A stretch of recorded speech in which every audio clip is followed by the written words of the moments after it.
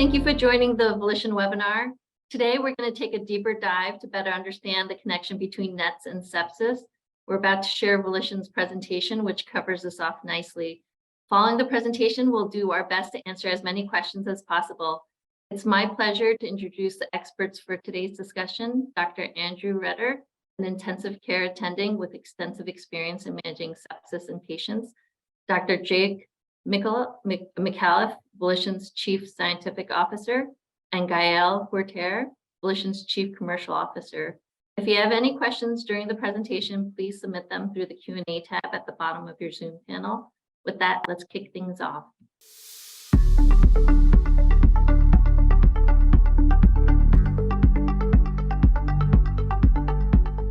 Thank you, Sue, and thank you to everybody that's listening. Volition is an epigenetics company. We specialize in oncology and in diseases associated with NETosis. The oncology side has progressed really well, and we've recently launched products in the vet space for that, and I'm sure some of you are aware of the quite large deals that we've done recently with global veterinary healthcare companies. The other large market that Volition is addressing, diseases associated with NETosis. There's a large number of such diseases. We're focusing today on a particularly big opportunity in sepsis. For those of you that follow Volition, you'll know that Volition is powered by Nu-Q, which stands for nucleosome quantification. This is a platform technology that has use in a number of different disease areas, including oncology and sepsis, and is the measurement of circulating chromatin fragments in the blood.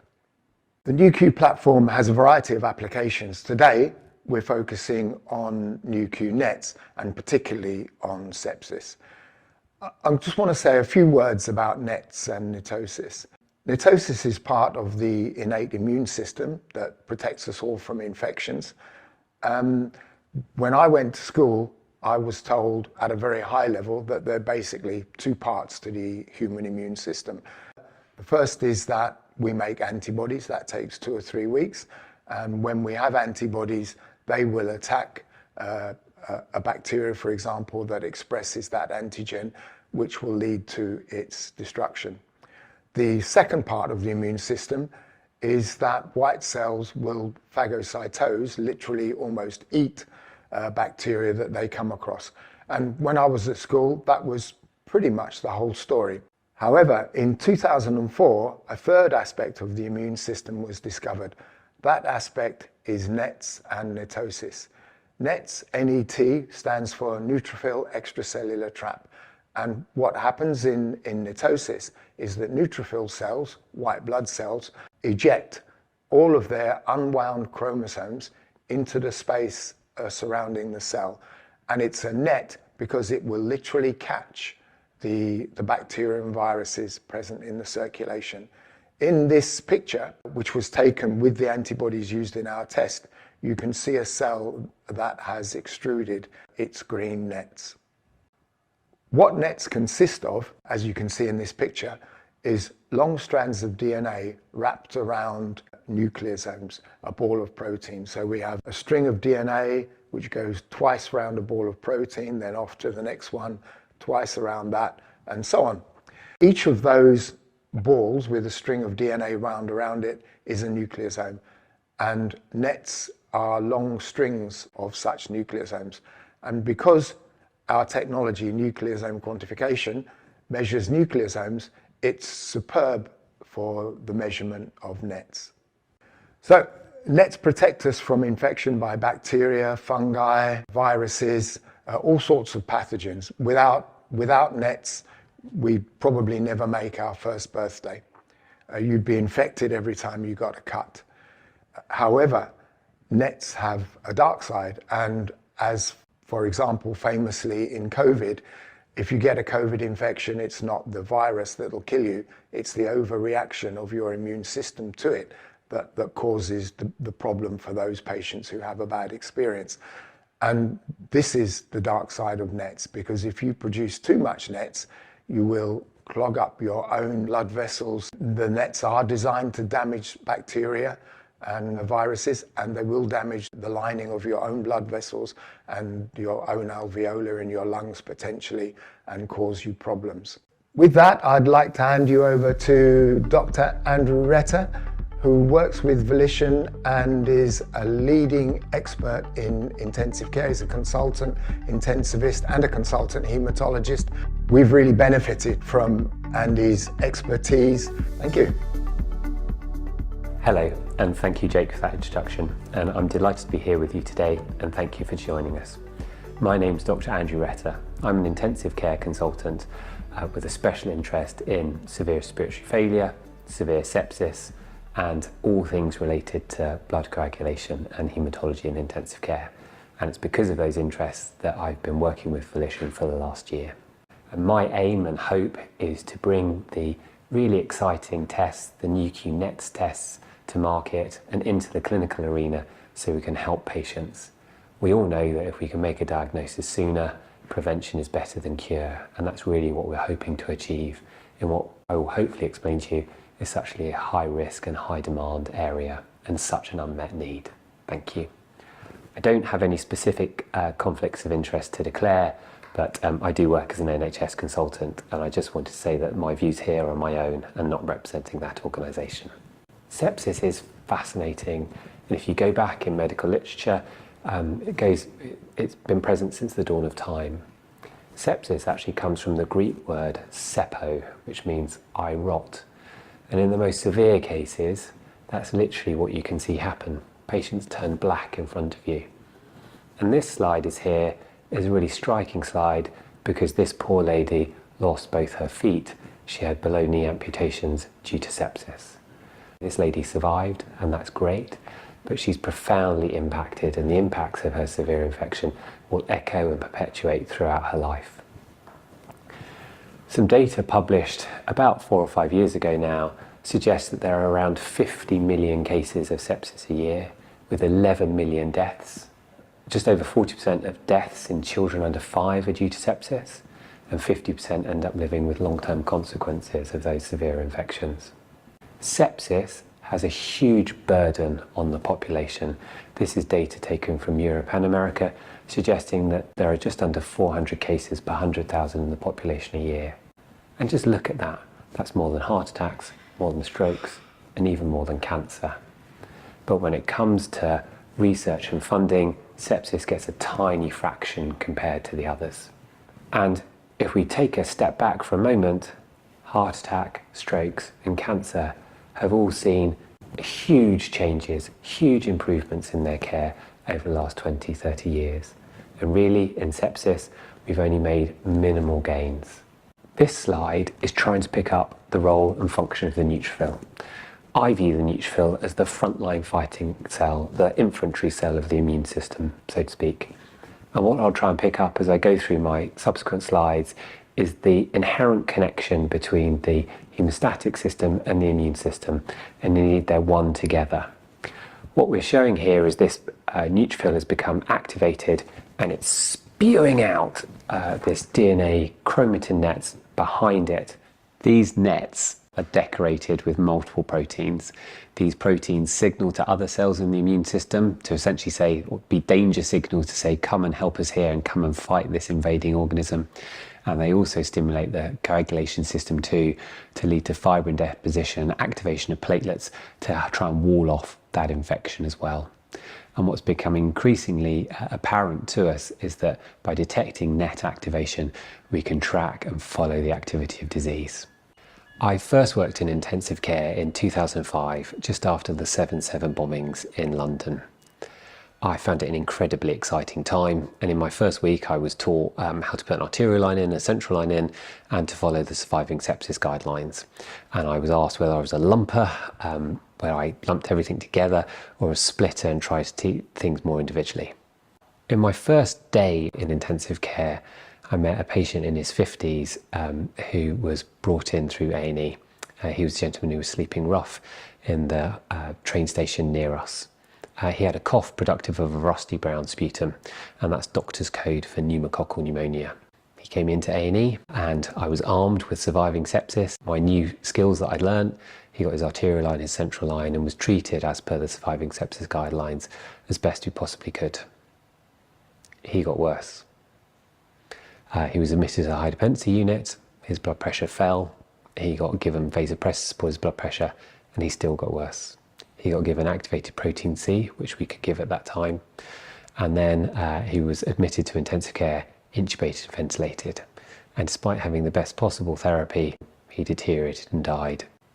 The thing that strikes me is that actually in the last 15 years since that patient was admitted, we haven't had any significant breakthroughs in treatments that we can bring to the bed space. We do have better understanding of the disease, but we've brought nothing forward. The analogy I've made throughout this talk is to cancer and personalised medicine, and we have no personalised therapies for sepsis. The potential of this test is that we will have a new personalised treatment which will identify a subgroup of the sickest patients. I'm so grateful to Volition for the opportunity to explore NETs, and I'll try to explain to you why I think they're so important and why they're a new, exciting therapeutic target and monitoring tool for sepsis. This slide shows the Russian royal family and some slightly over-enthusiastic men fighting in a field in Surrey. And I'll try and link them together for you. If we go back, haematologists, me included, have been obsessed by hemostasis, stopping bleeding. And the Russian royal family are here. It's no surprise that I'm going to mention factor VIII deficiency or haemophilia A to you. And that's really the lens through which we've tried to look into coagulation throughout the last 100 years. And so in that way, we're lumpers. We've taken a very specific area and we've split it off and narrowly looked down and drilled into it in great detail. And so within stopping bleeding, we talk about giving factor VIII back, sometimes factor IX, and lots of other clotting factors too. But that's not really what happens in the real world. Middle-aged men fighting in Surrey is probably not the real world either, but we evolved in an environment where we were challenged. If we were in the jungle, we were chased by saber-toothed tigers or potentially had fights with our other members of our species, etc. And when our skin is damaged, when our blood vessels are damaged, not only do you have to stop bleeding, but you've broken your innate immunity and your risk of being infected. And so what happens is throughout hemostasis and stopping blood loss, there is cross-linkage with our immune system to signal, say, come here, help, stop these bacteria, stop these fungi, stop these other pathogens invading. And that's why this slide is here, to show that it's an artificial split that doctors make to split hemostasis from the immune system. Really, they are together, and evolutionary, it makes a lot of sense for them to be co-located as such. I've stolen this slide from the Simpsons. Sepsis is known as the graveyard of therapies. Listed on this slide here is 5 molecules, all of which are known to be potent and biologically active, none of which ultimately worked when they were studied in larger randomized control trials.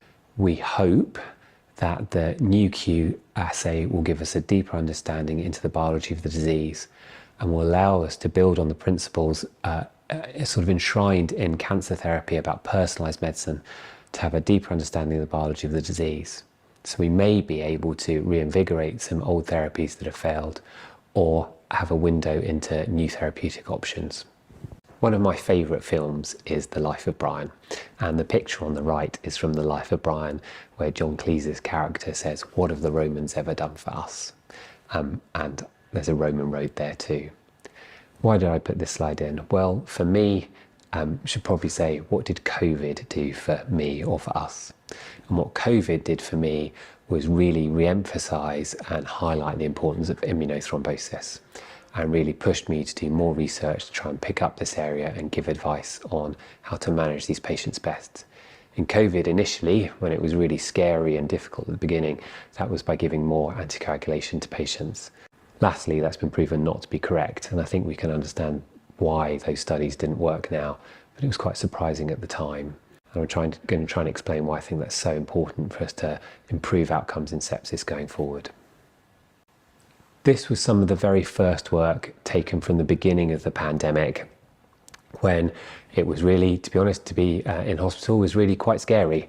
There were hundreds of patients. We didn't know what was going to happen.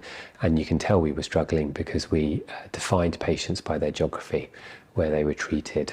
It was the sort of most basic triage mechanism. So we measured circulating nucleosome levels in these patients.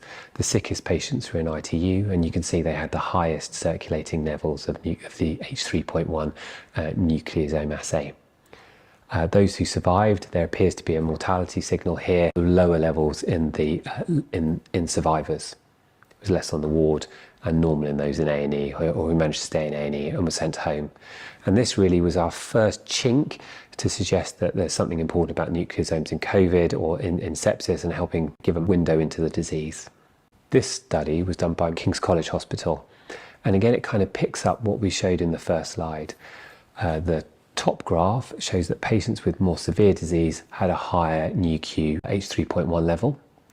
And then in the bottom slide, what you're starting to see now is a difference in the trajectory of patients' nucleosome levels. Those patients who died had a higher and persistently higher Nu-Q level. Those patients who survived improved with therapy, and their Nu-Q level fell. And again, this is another hint that we've actually got a really useful marker to track progression of disease severity. And it's foreseeable that we could take this on to identify and target potential therapies and strategies to try and maximize this effect. This study was published by Moremont last year, and it correlates, I've just taken one graph from this study, but it's correlating the H3.1 Nu-Q level with the sequential organ failure assessment score. Now, the SOFA score is a composite score. Its main use is actually in research to allow us to accurately compare populations of patients, and it's not as strong at all when it's applied on an individual patient basis, but it works to identify sick people basically. And what are we showing here? Well, the sicker you are, the higher your organ failure score is, the higher your Nu-Q level is. SOFA is 6 points. It's not difficult, but it's actually quite cumbersome and time consuming to do. We're hoping that we can bypass this step, so to speak, and give people more accurate information and a good signal of badness by measuring their H3.1 level in patients. And therefore that should help doctors and nurses triage their patients and see who is at more risk of deteriorating and requiring organ support and who isn't. We are doing ongoing work to study patients in a longitudinal fashion to see how the evolution, the trajectory of the Nu-Q level reflects and accurately follows their improvement. Hopefully it'll be an extremely useful monitoring tool. Yikes, this is a mega complicated slide. What I'm trying to do here is pick out the relationship between thrombosis and the relationship between an activated neutrophil and monocytes. The key bit in the center of this slide is actually the H3 and H4 histones activating a platelet. And that's the key link that I'm trying to pull out. It's showing that the immune system is activating the hemostatic system at the same time. This process is supposed to be incredibly tightly controlled and localized. You just want it to be happening at the site of tissue injury and site of tissue damage. You don't want it to propagate and go beyond that site of damage and injury. So if we imagine this blood vessel is a vessel in someone's lung, and downstream from here, we don't want to block off blood flow in this blood vessel because you won't be able to absorb oxygen from the alveolus. Or if we do, we just want it in a tiny small area, not to propagate through the rest of the lung. Or worse still, propagate to other organs such as your heart or your kidneys or your brain or your gut, etc. What we think we're showing in the patients with the most severe forms of sepsis is that you get that dissemination, you get that breakaway of histones free circulating in the circulation, and we know that histones are directly toxic to multiple cell types, to all cell types in fact. And that's what we think the damage is. So here, and for the first time really, we've got an assay which is allowing us to pick up and detect a damage-associated molecular protein. We do have markers of inflammation and markers of badness, if you wish. The most commonly used ones are the C-reactive protein, and then the other is the procalcitonin. Procalcitonin is an excellent assay, but it's really much more specific for bacterial infection, and that's what it's used for. It doesn't help so much with viral infection, doesn't help with fungal infection, and we have some evidence from other studies suggesting that H3.1 is more sensitive and more specific at identifying patients with sepsis than both CRP and procalcitonin. And that's potentially an incredibly powerful and useful tool for doctors. Now, we're doing more research, and we need to do more research to prove that claim, but that would be a very powerful tool for us. The last two slides I want to show you are the final slides that really excite me, because when we've detected these elevated levels of H3.1 and circulating nucleosomes, we can clear them. This slide is provided by my colleagues and friends from NETosis, where they absorbed histones from the blood. This is a sham animal model. When they cleared nucleosomes from these patients, it's a pig model of sepsis actually. When they cleared nucleosomes from these animals, they required less organ supportive therapy. They had better urine output, so better global tissue perfusion, and they had less lactate, again indicating their better tissue perfusion and outcomes. And that is potentially a game changer for medicine. It's a really exciting time. So potentially measuring H3.1 nucleosome and ultimately NET levels gives us a window into activation of the innate immune system and aberrant activation of the innate immune system. It's a potential monitor for assessing the severity of disease and the trajectory of disease. And then in themselves, NETs are a potential target for therapy. That could be with some of the old molecules that I've mentioned to you already, so activated protein C and tissue factor pathway inhibitor. It could be with newer molecules like non-anticoagulant forms of heparin. It would be relatively easy to develop antibodies against H3.1, and that is a potential therapeutic strategy too. And then latterly, you can clear them with the columns, immunoabsorption columns, which in many ways are not too dissimilar from the technology behind the test itself. Just before I hand over, this fluorescent green interstellar blob is actually really, really important to me. This is a neutrophil, and this is a neutrophil ejecting NETs behind it, and they are labelled with the immunofluorescence of the H3.1 antibody. To me, this is really important because it shows the validity of the test that we've done. This is an activated neutrophil spewing the NETs behind it, and it's sort of visual proof that the tests work, so to speak. That's me done. Thank you. I just want to say thank you very much to Volition for giving me the opportunity to work with them and really try and push forward and bring these tests into the clinical sphere. I'd like to hand over now to my colleague Gail, who's going to talk you through the potential commercial opportunities for the H3.1 and NETs tests. Good morning, everyone, and thank you, Wendy. I'm Gail Forter, the Chief Commercial Officer of Volition.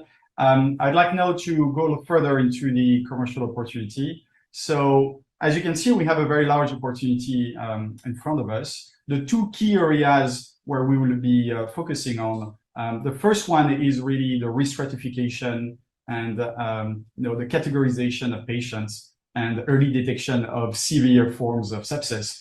And then the second large category would be around monitoring of the evolution of patients as well as their response to treatments. And as you can see on the slide regarding the time, we think those are very large market opportunities, and we're very excited to go after both of them.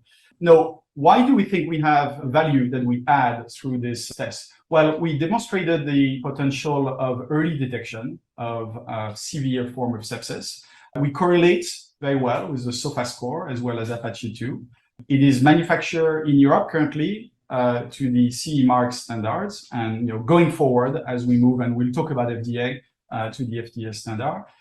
So our test is analytically validated, reliable, reproducible, and rapidly available. And as you heard earlier, it's one of the most important feature of this test and why it will really add value to the clinicians and the patients. We now have large studies underway with KOLs at several centers of excellence, and we will publish papers and data coming from them over the next month and years. Obviously, the US is the largest healthcare system in the world, and it's important for us to have a FDA strategy. So we outlined some of the elements of that strategy at the Capital Market Day last year. We're happy to say we're progressing well. All the sites are now actively enrolling, and we're going to get some initial data to be able to submit what is a breakthrough device designation, or BDD, with the FDA sometime over the next few months. So that will allow us to engage more closely with the FDA and get their feedback during our submission.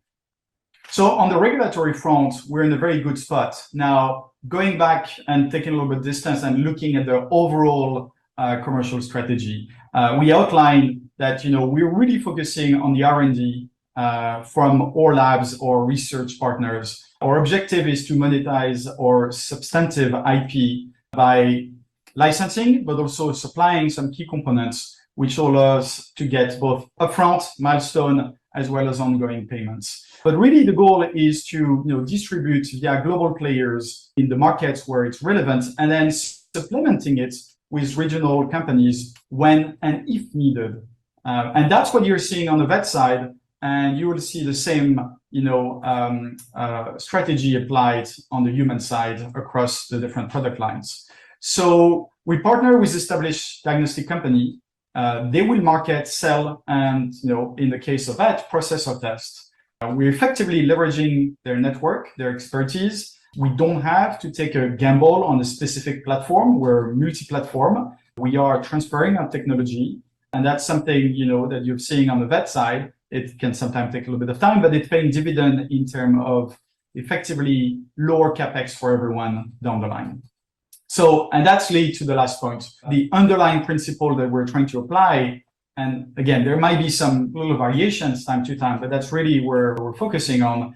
It's low capex for partners. They don't have to adopt large platforms, large new technology that is going to be very costly for them or create a barrier to adoption. And then low OPEX for Volition. Again, we have those companies that have developed over decades, if not longer, their sales force, their contact with clients, they have the knowledge of the market.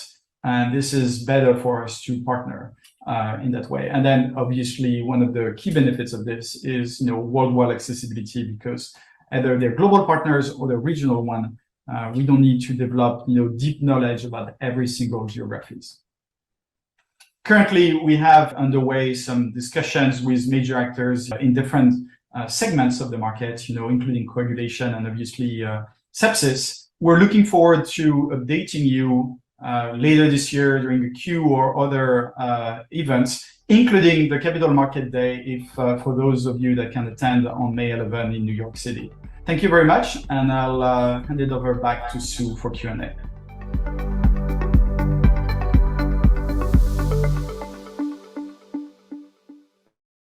Thank you for your efforts in unraveling the web in sepsis.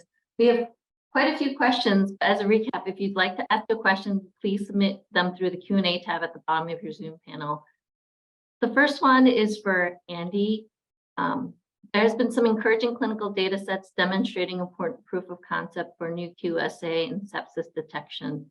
Could you provide an overview of some of the key results and what this may mean for clinical clinicians and patients?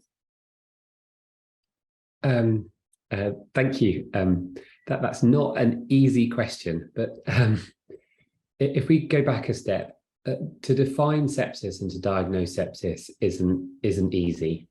And sepsis is a great mimicker. People can look all right externally, but actually be very sick. And so we have specific tests to try and improve our sensitivity and specificity and improve our aid of diagnosing people. And what we think here is that the Nu-Q-NETs test is more sensitive and more specific than those current tests that we have available. As an aside, certainly in the US and Australia, and it's not quite as high in the UK, one of the commonest settled causes of litigation against trusts is delayed recognition of sepsis. And so there was a very famous case in New York, and that changed New York's laws actually. But but we really hope that that it's more sensitive, those tests, and help us diagnose sepsis earlier. And the reason we think it's important is because it's a damage-associated molecular protein. So it's actually being stimulated and produced at the area of damage and the area of infection, and which is slightly different from the tests we've got already. Thanks. I think there's another one here for you, Andy. Existing hospital methods to assess sepsis in patients include SOFA score, CRP, and PCT tests. What are the limitations and what makes the Nu.Q assay differentiated from these existing techniques? So the SOFA score was published several years or many years ago now, and it is a useful clinical test, but what actually is a useful score. It's mainly used as a research test to enable us to compare between groups of patients and compare they've got the same degree of sickness. It actually has six parts to it, which are broken down into individual component parts. But it's actually quite a bit of work to put all the points together, and it can be often misscored and underscored, and tends to still be a little bit more of a research tool than a day-to-day practice tool. The other thing is as a doctor, you can't do anything specifically about the SOFA score that the patient's presented with you. What we hope is that the Nu.Q Net score, or the Nu.Q Net result, sorry, will give us a window into those patients who are more likely to progress to organ failure and are more likely, so do they need a ventilator? Do they need renal replacement therapy? Do they need medicines to help support their blood pressure? And we're starting to see that signal in some of the early work we're doing. Thank you. You don't get that from procalcitonin and CRP. Right, Gael, having now achieved CE marking in Europe, could you provide some details on Volition's commercialization strategy for Nu.Q Nets? Yes. So maybe it's worth rewinding very quickly on the big picture. You know, we're working on developing indications, clinical evidence with our test. This is done via KOL centers of excellence, and you might see some data coming soon from them.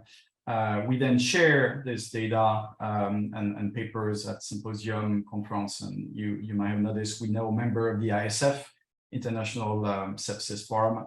And that's the package, the commercial package, and if you add some regulatory work as well that we bring to commercial discussions. Now, commercial discussions are broken in different subcategories. But I would say, if you think about Europe, we have those centers of excellence. They have our platform, and as soon as they're comfortable with certain indication, we are going to see them starting to onboard the test on a routine basis because it's CE marked.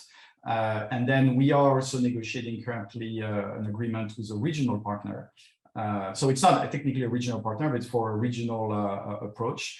Again, in EU, leverage their platform and their distribution to start selling our tests there. And then obviously we have also the global players. But so specifically to the EU, it's revenue earlier because we have the CE mark through centers of excellence and initial agreement with a regional focus. Great. Jake, how about this one for you? Volition has established some key partnerships to develop Nu.Q assays such as MD Anderson. Could you provide some details on how such collaborations will support further development of Nu.Q assay in sepsis? Thank you, Sue. Yes, good question. I think at the highest level, it's one thing if we say it's good, but these are very well-known centers, excellent clinicians, and the real question, or more interesting question, is do they find it useful when they're working with real patients? And I think that's what we're trying to achieve here in big centers in Europe and also in some big centers now in the USA, like MD Anderson.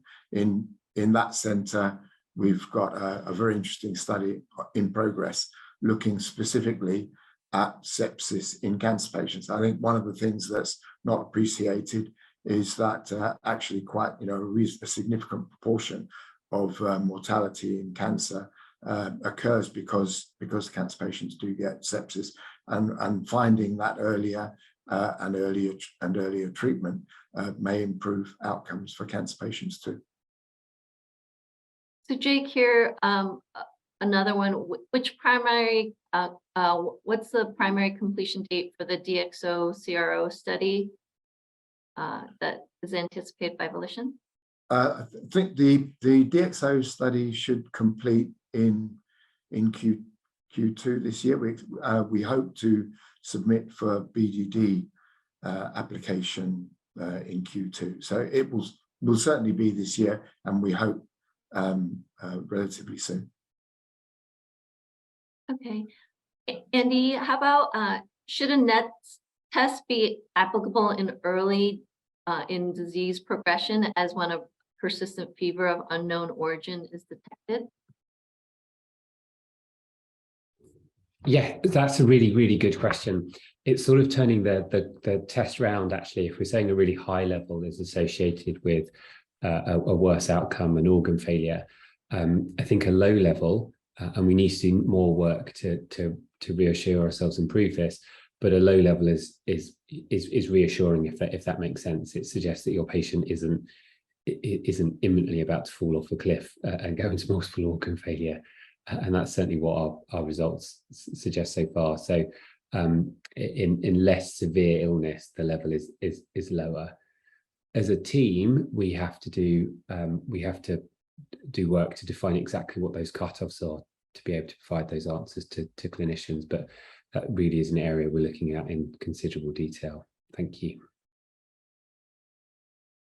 How about Gael? Volition has been criticized for slow progress in commercializing the opportunities associated with the platforms. Are you able to provide some realistic timelines for commercializing Nu.Q and NETs platforms?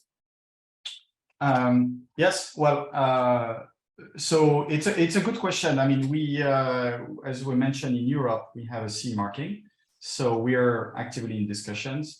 I want to remind that, you know, we haven't started a commercial strategy before, a few months before I joined. So that was January 2021. So we're in the early stage of the commercial journey. We had a long journey to build the IP and the technology and the know-how. But if you take that lens that we started really 2 years ago, or more than 2 years ago, I think we did some real progress, and you've seen on the vet side, which is obviously easier because of a lesser regulatory burden.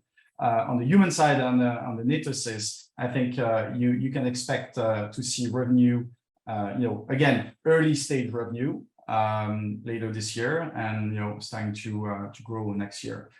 But again, everything takes time. Just getting the right commercial agreement in place takes some time. So very excited. I think we're progressing well. And you'll see some results. It's not years away anymore. Great. Just as a reminder, if you have any questions, please submit them through the Q&A tab at the bottom of your Zoom panel. Jake, I have another one for you. You have had some good traction on the vet cancer screening. Does any of that work inform what you're doing on the human side? Yes. I think as Andy mentioned, the nucleosomes are very similar, well, very, very similar in animals and people. So the test does transfer. One of our internal jokes is that we're the first company that's done human studies to launch an animal product. But we are looking also at hematological diseases in humans, and we will be pursuing hematological cancer tests in humans with the FDA in due course as well. Okay. How about for Gael, when thinking about commercializing NETs, will the partnerships likely be exclusive or non-exclusive, and what type of partners are you looking for? So I think, like we described on the vet side, we're going to have probably more narrow focused partnership as well as more global. So it's, if you look at 2-axis, the number of indication as well as the geographies, we're going to have to have a range from very large player to more focused one. In terms of exclusive versus non-exclusive, I think as a core philosophy, we're more comfortable with non-exclusive. It goes well with what we think about the test, affordable, accessible. But with that said, and if we've done with Heska, you have moments where you have an opportunity to go exclusive for the right reason. And so we are exploring both with a preference for non-exclusive when possible. But that's dependent on the indications, the geography, and the overall structure. Great.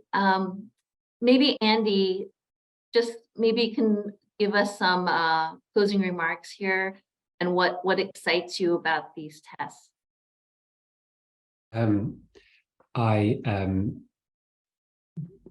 We're moving a test from the research arena to the clinical arena.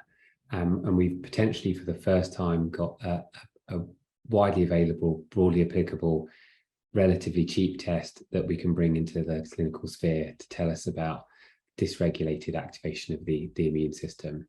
And I hope as we go forward over the next year or two, we'll be able to show data that if you clear excess circulating nucleosomes, you improve patient outcomes too. So as I said in the talk, you've got a diagnostic test, but you've also got a therapeutic target. And I think that's incredibly interesting and potentially transformative for patients.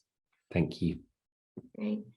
I think that's all the time we have questions for today. Thank you everyone for joining today's webinar. If you have any additional questions or would like to speak with management, please reach out to the contact information listed at Volition's investor website or their press releases. Thank you.